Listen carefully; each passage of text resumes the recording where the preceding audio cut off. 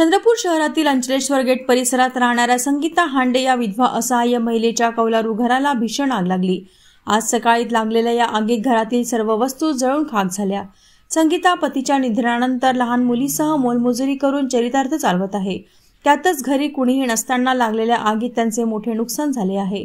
आगीचे वृत्त कळताच चंद्रपूर शहर मनपाच्या अग्निशमन बंबांनी तातडीने पोहोचत आग विझविली। प्राथमिकदृष्ट्या सिलेंडर ब्लास्ट झाल्याने ही आग लागल्याची शक्यता वर्तविली जात आहे।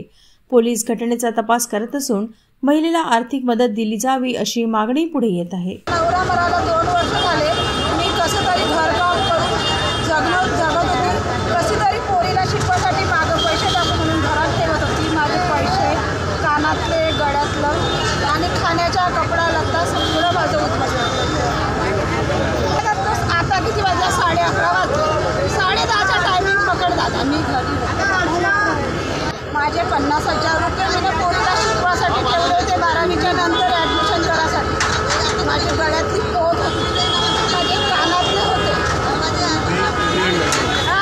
माझे 2 सिलेंडर होते, घरात खाण्यापिण्याच्या वस्तूच्या कानातल्या होत्या, एक छोटी पोत मोठी पोत होती माझ्या पोरीच्या लग्नासाठी।